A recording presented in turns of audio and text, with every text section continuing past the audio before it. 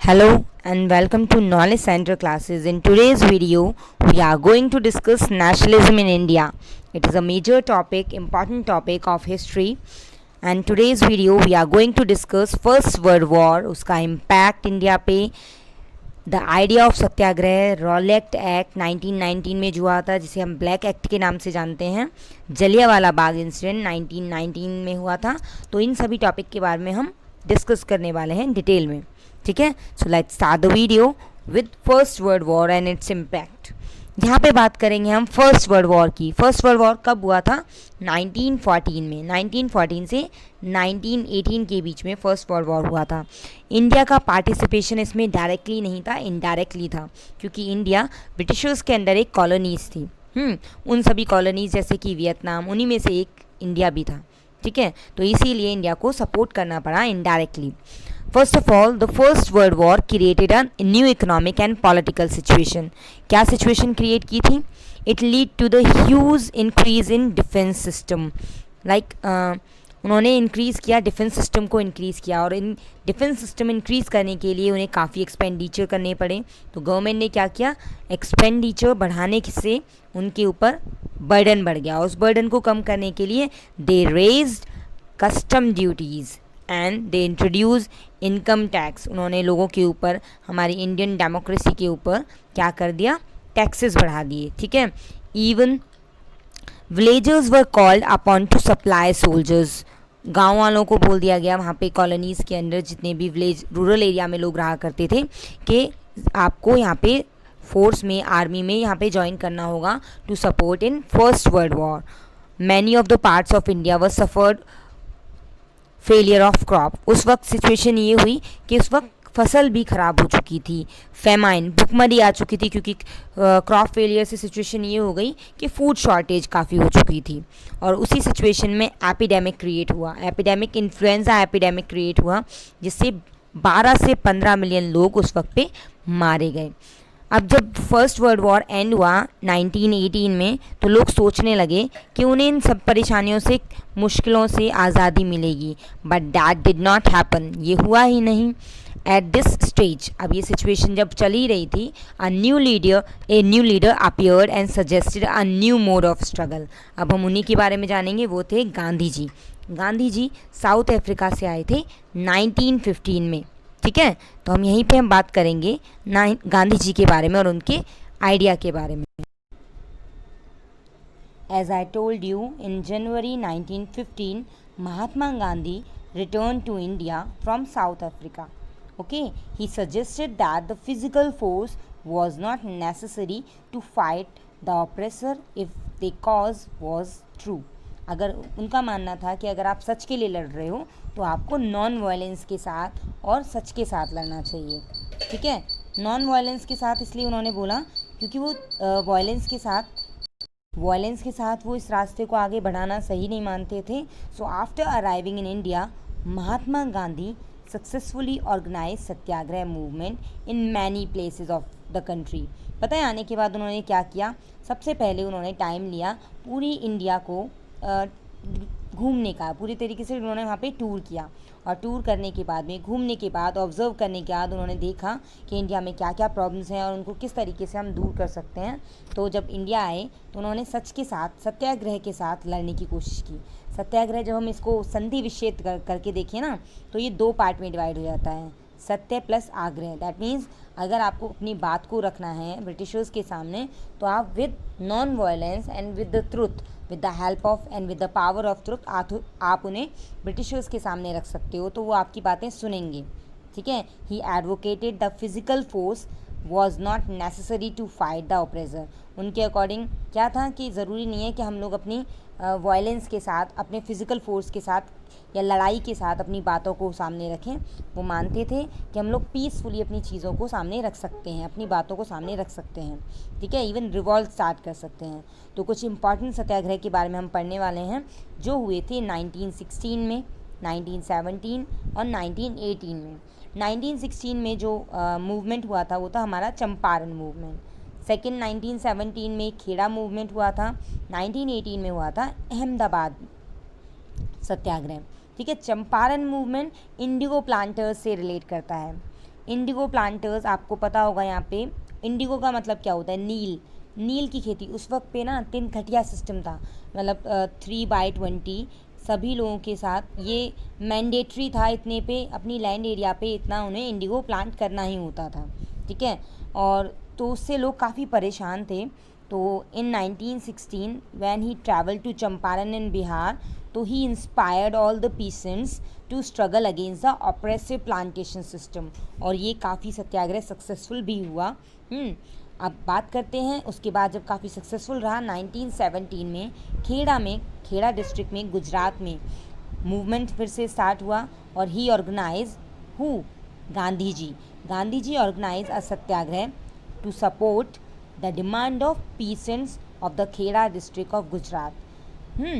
वहाँ पे क्या प्रॉब्लम थी, वहाँ के जो पीसेंट्स थे ना वो रिवेन्यू पे नहीं कर पा रहे थे, टैक्स पे नहीं कर पा रहे थे। क्यों? क्योंकि वहाँ पे जो सिचुएशन थी वो क्रॉप फेलियर की हो गई थी, और वहाँ पे प्लेग की बीमारी फैल गई थी। तो जिससे क्या हो रहा था, लोग टैक्स नहीं चुका पा रहे थे, जो वहाँ के पीसेंट्स थे वो टैक्स पे नहीं कर पा रहे थे। So they was demanding that revenue collection be relaxed, उस वक्त पे रिलैक्स मतलब माफ़ कर दिया जाना चाहिए था। तो इस चीज़ को ब्रिटिशर्स मान नहीं रहे थे, तो महात्मा गांधी ने सजेस्ट किया कि हम लोग सत्याग्रह स्टार्ट करते हैं, और उनका ये सत्याग्रह काफ़ी सक्सेसफुल रहा, और जो पुअर पीसेंट्स थे उनके जो रेवेन्यू थे, टैक्स थे, उन्हें माफ़ कर दिया गया था, ठीक है। अब आफ्टर द सक्सेसफुल सत्याग्रह इन 1918 में एक और सत्याग्रह हुआ जिसे हम कॉटन मिल वर्कर सत्याग्रह के नाम से भी जानते हैं। था क्या, in 1918 Mahatma Gandhi went to Ahmedabad गए to organise a satyagraha movement amongst cotton mill workers.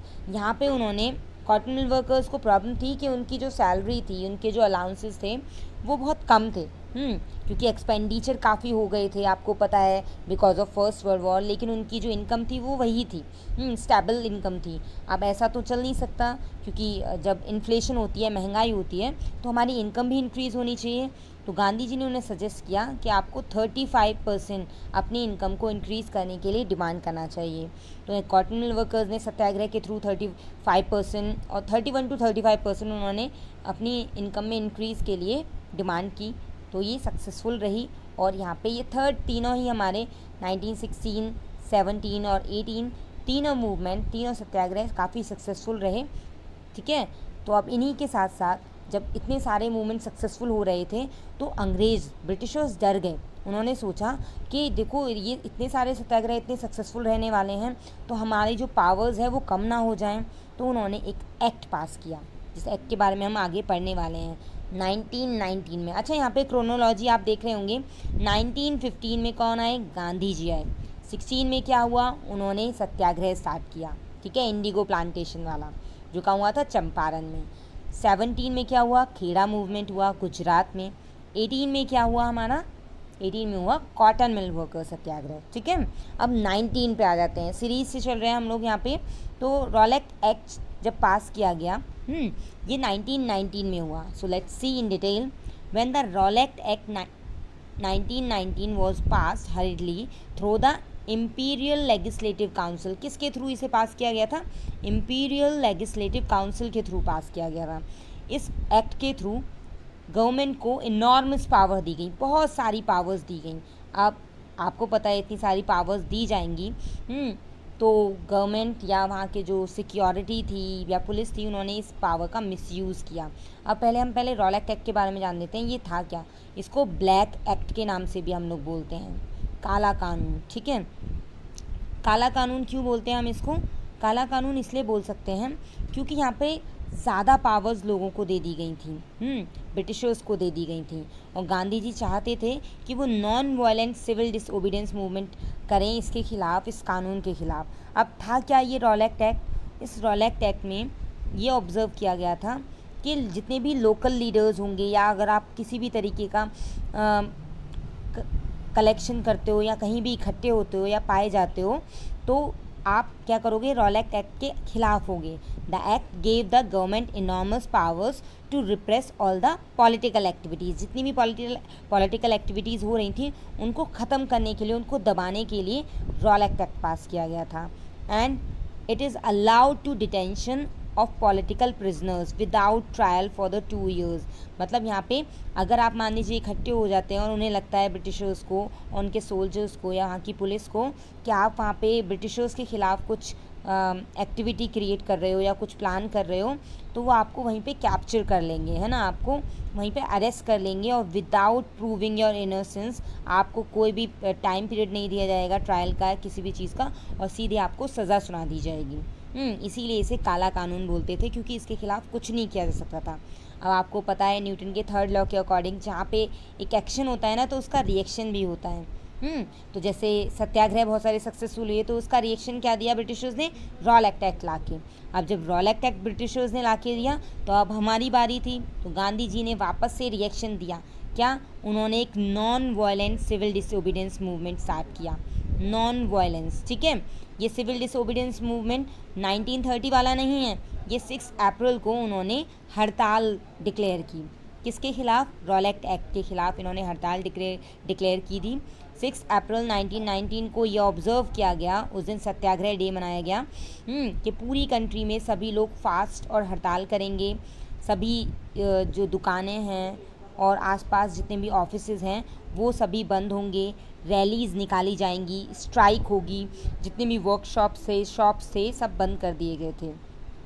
अब इस चीज़ से परेशान होके क्या हुआ, ब्रिटिशर्स ने सोचा और उन्होंने डिसाइड किया, ब्रिटिश एडमिनिस्ट्रेशन ने, कि वो इस तरीके से इन लोगों को, नेशनलिस्ट को ऐसे तो ख़त्म कर नहीं सकते, ना उनके रिवॉल्ट्स को ख़त्म कर सकते हैं।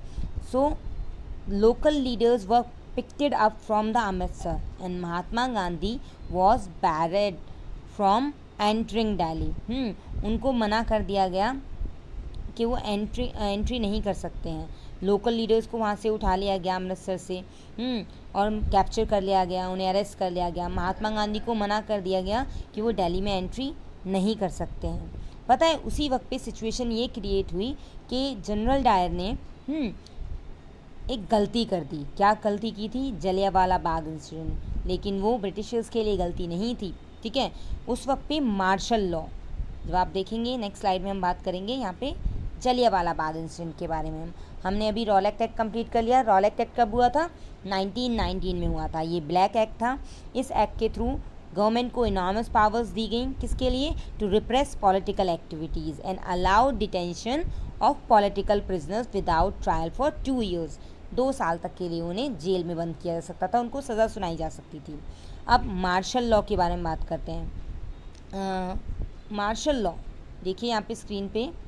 मार्शल लॉ जब पास हुआ, इसके अकॉर्डिंग क्या था कि अगर आप ब्रिटिशर्स के ख़िलाफ़ कोई भी प्लानिंग करते हो, कोई भी एक्टिविटी करते हो, तो आपके ख़िलाफ़ एक्शन लिया जाएगा। अब जनरल डायर को इन्फॉर्मेशन मिली कि कुछ लोग बैसाखी के मेले में, जो कि अमृतसर में हो रहा था, अमृतसर पंजाब में जलियांवाला बाग की तरफ, तो वहाँ पे लोग कुछ एक्टिविटीज़ ऐसी कर रहे हैं जो ब्रिटिशर्स के ख़िलाफ़ है। अब उन्हें लगने लगा कि ये तो मार्शल लॉ को के ख़िलाफ़ जा रहे हैं, हम लोगों ने मार्शल लॉ यहाँ पे इम्पोज़ कर रखा है। तो जनरल डायर ने क्या किया, अपने सारे सोल्जर्स को साथ लिया और 13 अप्रैल की बात है ये। 13 अप्रैल में जब वहाँ पे सारे लोग बैसाखी के मेले में इकट्ठे थे, कुछ लोग वहाँ पे सेलिब्रेट कर रहे थे, तो वहाँ पे जनरल डायर आए और उन्होंने they block the exit points. उन्होंने क्या किया, सारे एग्ज़िट पॉइंट्स को ब्लॉक कर दिया, ठीक है। अब ब्लॉक करने के साथ क्या किया, ब्लॉक करते ही उन्होंने ओपन फायर का ऑर्डर दे दिया।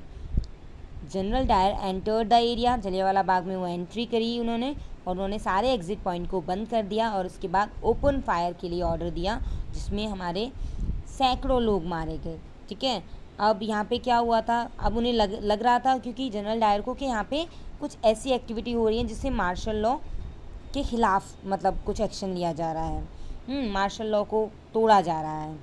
तो अब यहाँ पे उन्हें पता नहीं था कि जो लोग वहाँ पे इकट्ठे हुए हैं, देर आर टू प्रोटेस्ट। कुछ लोग तो ऐसे थे बेटा जो वहाँ पे प्रोटेस्ट करने के लिए आए हुए थे, गवर्नमेंट के न्यू रिप्रेसिव मेजर्स को प्रोटेस्ट करने के लिए, उनके अगेंस्ट बात करने के लिए, क्योंकि एक ऐसे बहुत सारी हड़ताल वगैरह ऐसी हुई थी जिनमें डॉक्टर सतपाल और सैफुद्दीन किचलू को अरेस्ट कर लिया गया था।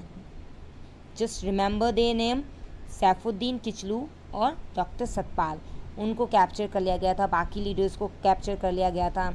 और उनकी जो पॉलिसीज़ थी, रिप्रेसिव पॉलिसीज़, तो उनके बारे में बात करने के लिए। और कुछ वहाँ पे इकट्ठे हुए थे, they just came to attend the annual Baisakhi fair. यहाँ पे बैसाखी का जो मेला था उसको अटेंड करने के लिए आए थे। कुछ शहर के बाहर से आए थे, और बाकी तो लोग वहाँ पे मार्शल लॉ के बारे में जानते भी नहीं थे कि मार्शल लॉ यहाँ पे लागू हो चुका है। अमृतसर में किसी भी तरीके की एंट्री और इस तरीके की एक्टिविटी बैन है। बट उसी वक्त पे डायर ने इसका एडवांटेज लिया। उन्होंने आए वहाँ पे, उन्होंने ब्लॉक किए एग्ज़िट पॉइंट और सभी लोगों को ओपन फायर के लिए बोल दिया, और लोग मारे गए। और इस बात की जो न्यूज़ थी, ये जलियांवाला बाग की, काफ़ी एक जंगल में जैसे आग लगती है ना, उस तरीके से फैल गई थी। अब आपको पता ही है, यहाँ पे अब जब बहुत सारी एक्टिविटीज़ ऐसी होती हैं तो उन एक्टिविटीज़ के थ्रू ब्रिटिशर्स अपना पावर को शो करना चाहते हैं। अपनी पावर्स को शो करने के लिए वो फोर्सफुली लोगों से कि अगर आप हमसे नीचे हो तो आप क्या करोगे, अपनी गलती मान रहे हो तो जैसे बोलते हैं ना, ज़मीन से नाक रगड़ना, रब देयर नोइज़, ग्राउंड से तो नाक रगड़वाना, इस तरीके से एक्टिविटी किया करते थे। और यहाँ तक कि क्रॉलिंग ऑन द स्ट्रीट, ऐसे रैंक के चलना, आपको सलाम करना पड़ेगा। सभी जो ब्रिटिशर्स ऑफिसर्स होंगे, ब्रिटिश ऑफिशियल्स, उनको सलाम करना पड़ेगा, सैल्यूट करना पड़ेगा। इस टाइप की एक्टिविटीज़ करने लगे थे। अब जब पहले से ही लोग फर्स्ट वर्ल्ड वॉर से और बाकी सब एपिडेमिक और इन सब चीज़ों से, इंक्रीजिंग टैक्स सिचुएशन से काफ़ी परेशान थे, जलियांवाला बाग इंसिडेंट से और लोगों में गुस्सा बढ़ गया। ठीक है, अब उसका रिज़ल्ट क्या हुआ हम आगे देखेंगे, जिसमें हम बात करेंगे नॉन कॉरपोरेशन मूवमेंट के बारे में। और नॉन कॉरपोरेशन जो कि 1921 में हुआ था, जिसमें सारे ब्रिटिश गुड्स को बॉयकॉट कर दिया गया था, टाइटल्स लौटा दिए गए थे। इन सभी चीज़ों के बारे में बात करने वाले हैं। ठीक है, आई थिंक आपको ये टॉपिक यहाँ पे क्लियर हो गया होगा। If you like this video, please like, share and subscribe. Thank you.